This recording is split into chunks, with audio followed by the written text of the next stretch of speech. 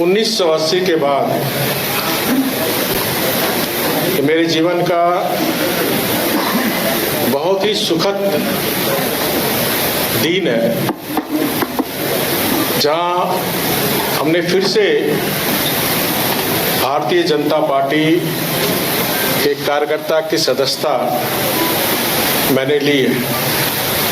जब 23 अक्टूबर 2023 को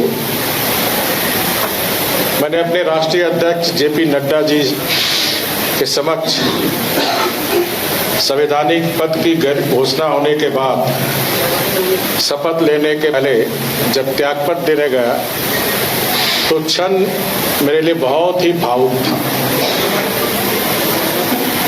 लेकिन पार्टी का आदेश था, क्योंकि मैं एक अनुशासित कार्यकर्ता हूं। अनुशासन हमारी पार्टी की पहचान है और 1980 के बाद बूथ स्तर से लेकर पार्टी ने जो भी जिम्मेदारी दी, उस जिम्मेदारी को मैंने निभाने का काम किया। 14 महीने महाप्रभु जगन्नाथ जी ने हमें उस पवित्र धरती पर सेवा करने के लिए बुलाया था, और जो लाट साहब का गवर्नर का पद कहा जाता था, उस मिथक को मैंने उड़ीसा में तोड़ने का काम किया कि गवर्नर लाट साहब नहीं होता, गवर्नर जनता का गवर्नर होना चाहिए। और हमने उड़ीसा के 3 महीने के अंदर 30 जिला में उड़ीसा के जो हमारे भाई बहन उनकी स्थिति जानने का प्रयास किया। केंद्र सरकार की जो योजनाएं हैं उन तक पहुंच रही नहीं, उसकी भी जानकारी लेने का काम किया। जो योजना नहीं पहुंच पा रही थी वहां उपस्थित कलेक्टर से करके उनको बताना, और जो केंद्र और राज्य से संबंधित समस्या थी वो समस्या राज्य और केंद्र को अवगत कराना। तो संवैधानिक दायरे में रहते हुए जनता की सुख दुख में सहभाग बनना, क्योंकि मेरे जीवन का लक्ष्य है जनता की सेवा करना, जनता के हित के लिए संघर्ष करना। क्योंकि आप सबको पता है कि मैं एक बहुत मजदूर परिवार, स्वयं मजदूर रहते हुए पार्टी ने इतना सम्मान दिया। मंत्री, विधायक, मुख्यमंत्री, 4 ही पद महत्वपूर्ण होता है देश में। एक महामहिम राष्ट्रपति पद, दूसरा देश का प्रधानमंत्री, राज्य में मुख्यमंत्री, राज्य में राज्यपाल और फिर मुख्यमंत्री।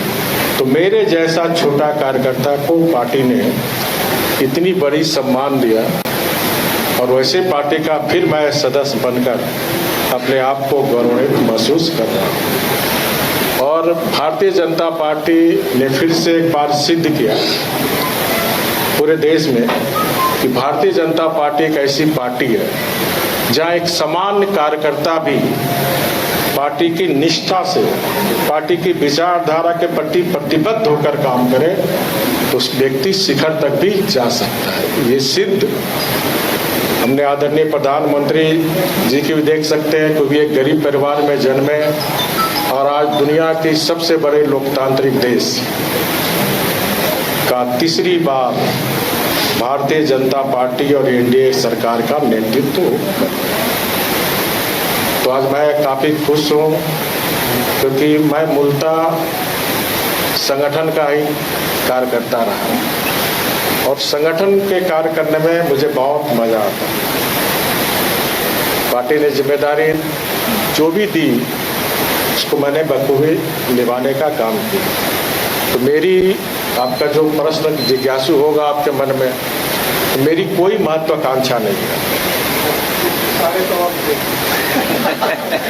क्योंकि आपका प्रश्न नहीं होगा तो मेरी कोई महत्वाकांक्षा नहीं है, क्योंकि पार्टी ने मुझे सब कुछ दिया है।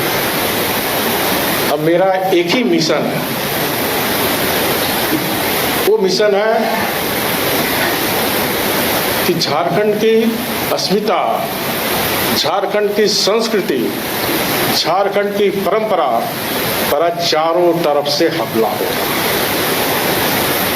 राष्ट्र विरोधी शक्ति, मतांतर करने वाली शक्ति आज हमारी अस्मिता, हमारी संस्कृति, हमारी रीति रिवाज परंपरा के साथ नष्ट करने का, ये जो भोले भाले लोग हमारे झारखंड के, क्योंकि लोकतंत्र का काम सिर्फ सरकार बनाना नहीं, मतदान देके अपनी कर्तव्य निभाने करना। लोकतंत्र का दूसरा मंत्र है जागरण।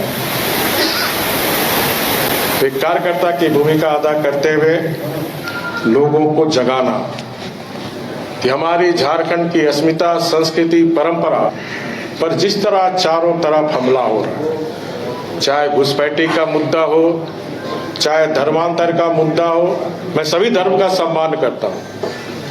आप जो भी धर्म मना रहे हैं, हमारा संविधान ये अधिकार देता है कि कोई भी अपने धर्म को पूरी ईमानदारी तक मनाए, लेकिन लोभ, लालच, भय दिखाकर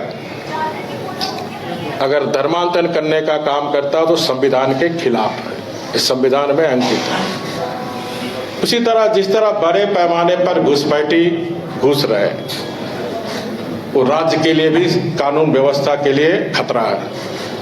आज जब हमारी सरकार थी, आदरणीय मोदी जी के नेतृत्व में डबल इंजन की सरकार थी, तो पीएफआई को पहला देश का झारखंड राज्य था जहां हमने पीएफआई को बैंड किया था। आज संथाल परगना में PFI, people's front of India की फिर से गतिविधि बढ़ गई है।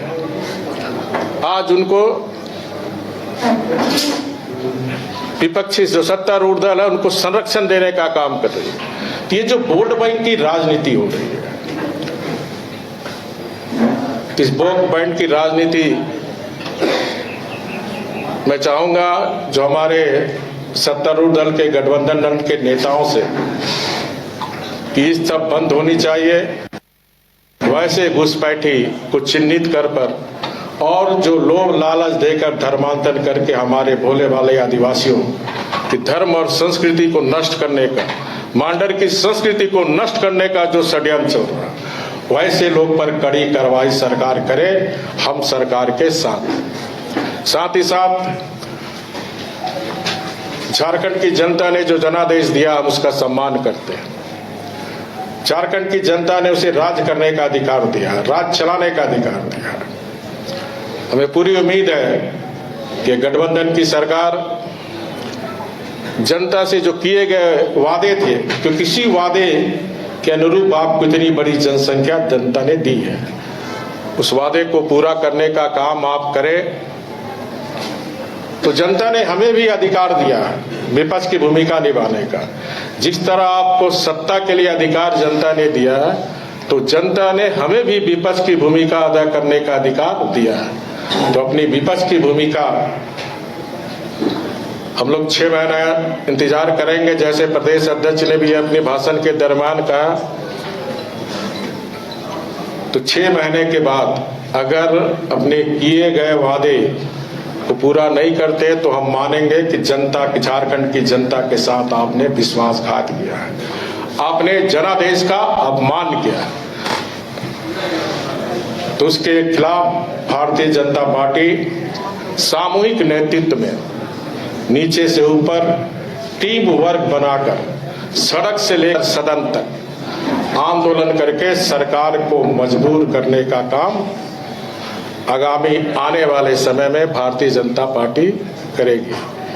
और विशेष कुछ नहीं कहते हुए 13 जनवरी से महाकुंभ इस नए वर्ष में लग रहे हैं, तो आप सब भी महाकुंभ में स्नान करके आइए, पुण्य कमाइए। बहुत बहुत धन्यवाद। सर, आपका कांसार का नहीं है, पार्टी को एक पद जिम्मेवारी देना चाहिए, कौन सा पसंद करेंगे? मुझे पसंद है कार्यकर्ता का। मैं एम्बेसडर हूँ, भारतीय जनता पार्टी का कार्यकर्ता एक एम्बेसडर है। एम्बेसडर का मतलब पार्टी का कार्यकर्ता ही संगठन और जनता से जोड़ने का काम हमारा पार्टी का कार्यकर्ता करता है। यानी जो एम्बेसडर की भूमिका होती है, वही भूमिका एम्बेसडर की भारतीय जनता पार्टी में कार्यकर्ता करती है। तो मैं झारखंड का भारतीय जनता पार्टी का एम्बेसडर बनकर काम कर सशक्त पार्टी, सशक्त भाजपा, फिट और फाइटिंग भाजपा। आगामी आने वाले समय में भारतीय जनता पार्टी सशक्त भाजपा, फिट और फाइटिंग भाजपा बनेगी। और जनता के हित में सरकार ने अगर जनता के साथ किए गए वादे का साथ विश्वासघात किया तो सड़क से सदन तक सरकार को चैन से बैठने भारतीय जनता पार्टी के कार्यकर्ता चुप नहीं बैठे। सर, चुनाव के दौरान बीजेपी के मुद्दे जो रहे, क्या वो जनता को नहीं कनेक्ट कर पाए, चाहे बांग्लादेशी घुसपैठ का मुद्दा है या क्या, या प्रमंडल वाइज मुद्दे जो रहे वो उस तरह से 2024 खत्म हो गया तो अतीत से सबक लेकर इस नूतन वर्ष में, नई वर्ष में नई उमंग, नई ऊर्जा, नई उत्साह से हमें आगे बढ़ना है। बीते बातें से आ रही दिवाली है। हाँ आनंद जी, अब अपनी भूमिका में ये तो विधानसभा चुनाव हुआ है, टॉपिक में करारी सीकर अगर रघुवर राजी से पूछा जाए कहाँ भारत पार्टी खेलती, क्या पार्टी क्या? देखिए, चुनाव में हार जीत होती है, कोई हम पहली बार नहीं आ रहे।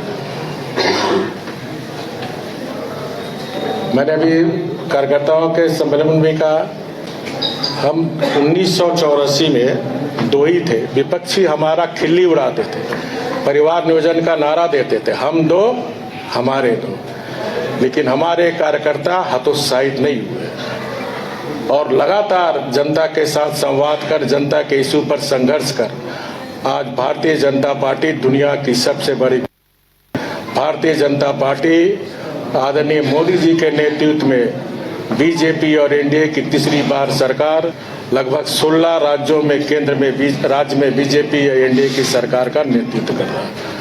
तो न जीत में हम उत्साही ज्यादा होते हैं, न हार में हतोत्साही होते हैं, क्योंकि 24 पार्टी ने मूल्यांकन कर ली, 24 खत्म।